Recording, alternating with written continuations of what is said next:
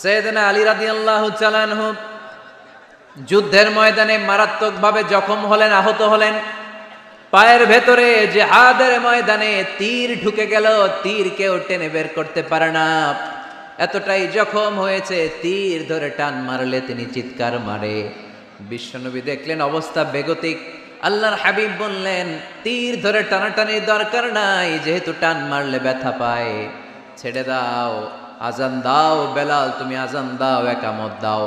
এক সাহাবীরে বললেন, আমি যখন নামাজে দাঁড়াবো, আলী যখন নামাজে দাঁড়াবে, নামাজরত অবস্থায় তুমি তোমার নিজের দায়িত্বে আলীর পায়ের ভেতর থেকে তীরটা টেনে বের করে ফেলবা। আজান দেয়া হলো, একামত হলো, বিষ্ণু ঈসা ইসলাম নামাজ পড়তে শুরু করলেন। সাইয়েদনা আলী রাদিয়াল্লাহু তাআলা আনহু নামাজে দাঁড়ালেন। ওই সাহাবী দাঁড়ান নাই, বিশ্বনবীর পরামর্শ অনুযায়ী কাতারের ভেতর দিয়ে যে বিশ্বনবীর মেয়ের জামাতা সাইয়েদনা আলী রাদিয়াল্লাহু তাআলা আনহুর পা থেকে টান মেরে তীর বের করেছে। টান দিয়ে তীর খোলা হয়েছে, কিন্তু সাইয়েদনা আলী মুহূর্তের জন্য টের পান না। আগে টান মারতেছে, ব্যথা পায়, চিৎকার মারে, চিৎকার মারে, কিন্তু সালাতের অবস্থায় টান মেরে তীর বের করেছে, উনি টেরই পান নাই। আল্লাহু আকবার। তার মানে যখন নামাজে তিনি দাঁড়িয়েছেন, দিন দুনিয়ার হুঁশ তার ছিল না। তার হুঁশ, জ্ঞান, চিন্তা, ধ্যান সব কিছু চলে গিয়েছে একজনের দিকে, তিনি কে? এজন্য বিশ্বনবী বলতেন, আনতা আবুদাল্লাহা কাআন্নাকা তারা ফাইন লাম তাকুন তারাহু ফাইন্নাহু ইয়ারাক। এমন ভাবে নামাজ পড়বে, মনে করবে তুমি আল্লাহকে দেখে দেখে নামাজের মুসল্লায় আছো, ঠিক কি না? যখন নামাজ পড়বা ভাববা তুমি আল্লাহকে দেখছো। আর যদি এটা কষ্ট হয়, অ্যাটলিস্ট এটা ভাবো যে আল্লাহ তোমায় দেখছে। আমাদেরকে দেখে কে? আমি যে নামাজ পড়ি, দেখে কে?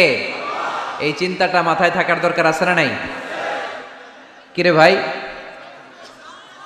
এখানে তো ধাক্কাধাক্কি করে লাভ নাই। প্রজেক্টরগুলো কোন দিকে? প্রজেক্টরগুলো, প্রজেক্টর আছে ওই যে পেছনে প্রজেক্টর, ওখানে চলে যাও। এখানে দেখার জন্য যদি ধাক্কাধাক্কি করো, বিশৃঙ্খলা হবে। সাউন্ড নাই। এই মাইকটা কি কাজ করে না তোমার? তো সাউন্ড পায় না কেন? আচ্ছা আচ্ছা, সাউন্ড কম বলে যদি চিল্লাও, তাহলে তো আমার কথা আরো শোনা যাবে না। ও দেখতেছে, ওকে দেখতে দাও। এত বড় গ্যাদারিং এ এইদিকে সমস্যা হবে, ওদিকে তার ছিঁড়ে যাবে, ওদিকে সাউন্ড বক্স নষ্ট হয়ে যাবে, এটা খুব স্বাভাবিক।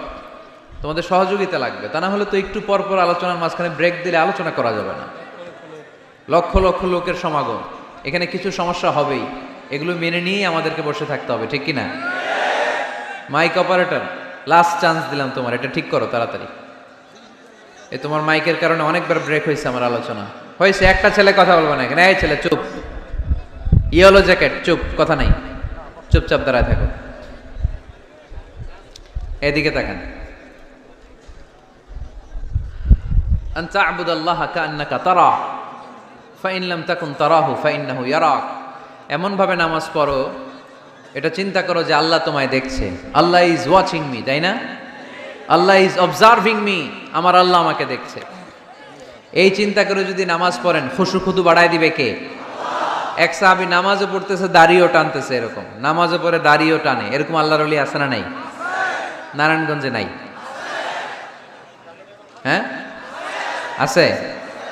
নামাজ পড়া অবস্থায় বারবার চুলকানো যাবে, দাড়ি টানা যাবে, শুধু মোবাইলে SMS লেখা যাবে? যাবে না, এগুলো করবেন না। নজরটা থাকবে সেজদার দিকে। কোন দিকে?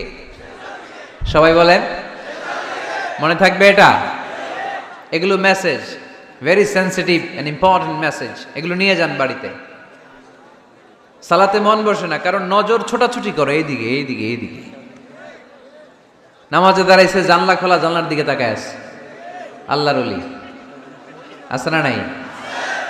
নামাজে দাঁড়াইছে, ঘড়ির দিকে তাকায় আছে, ঘড়ির কাঁটা ঘুরে, হের মাথাও ঘুরে, আছে না নাই? না, এদিক সেদিক তাকাবেন না, সেজদার দিকে তাকাবেন। কোন দিকে?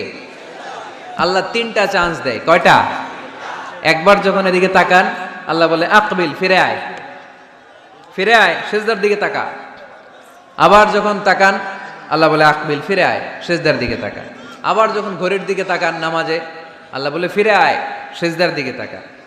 তিনবারের পরও যখন আবার অন্যদিকে নজর করেন, আল্লাহ বলে লা হাজাতা লি ইলা সলাতিক, তোর এই নামাজের দরকার আমার নাই। নাউজুবিল্লাহ পড়বেন না? যে আল্লাহরে খুশি করার জন্য এত সময় ব্যয় করে, এই কষ্ট করে শীতের রাতে ওযু করে নামাজে দাঁড়ালাম, ওই আল্লাহ যদি বলে এই নামাজের দরকার নাই। এখানে কি হয়েছে ভাই? দেখতেছেন যে জায়গা হচ্ছে না, তো ওইখানে ধাক্কাধাক্কি করবেন কেন? আপনি পিছনে চলে যান, অ্যাবাউট টার্ন, পেছনে যান, যে প্রজেক্টরে দেখেন যান। যেখানে জায়গা হবে না ওখানে ধাক্কা দিবেন কেন আপনি? এই জনস্রোতের ধাক্কা অনেকে আহত হয়, এটা করবেন না প্লিজ, এটা করবেন না। আর অল্প অল্প কিছু সময় আমরা কথা বলবো, বারবার ব্রেক করলে তো হবে না, এটা বুঝতে চায় না অনেকে। প্লিজ এরকম করবেন না। একজন আলোচক যখন কথা বলে, তার আলোচনার একটা ফ্লো থাকে, ওই ফ্লোতে সে এগোয়, তার শ্রোতাকে সে কি বলবে একটার পর একটা কথা তাকে প্রেজেন্ট করতে হয়। একটু পরে যদি দেখে হুজুর মাইক নাই, ওদিকে কয় আওয়াজ নাই, আরেকজন কয় আমি নাই, কিছুক্ষণ পরে দেখা যাবে আমিও নাই, আমিও চলে যাব। তো এগুলো করো না, আর অল্প কয়েক মিনিট। তো নামাজে নজরটা থাকবে কোন দিকে? অনেকে এগুলো করে, অনেক মুরব্বী বাবারাও করে, আমি দেখেছি। মুরব্বীরা অনেক সময় নামাজ পড়ে ঘরে কেউ ঢুকলে এমনি তাকায়, আছে না নাই? মুরব্বী বাজানকে বুঝাই দিবেন যে নিয়ম হচ্ছে সেজদার দিকে তাকানো। কোন দিকে তাকানো? খেয়াল থাকবে তো। সাহাবারা যখন নামাজে দাঁড়াতেন, সফরে যখন মরুভূমিতে সালাত আদায় করতে দাঁড়াতেন, মরুভূমির পাখিগুলো সাহাবাদের মাথায় এসে বসে যেত। কারণ পাখি মনে করতো এগুলো খেজুর গাছ। কি গাছ?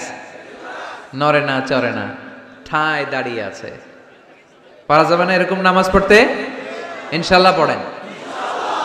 আল্লাযীনা হুম ফি সালাতিহিম খাশিউন, মুমিনদের প্রথম গুণ, তারা যখন নামাজে দাঁড়ায় ভীত সন্তুষ্ট হয়ে খুশু খুদুর সাথে একাগ্রতার সাথে নামাজ পড়ে, with full of solemnity and submission. ডানে বায়ে তাকায় না, তারা সব সময় টেনশনে থাকে আল্লাহ আমার নামাজ কবুল করলো তো।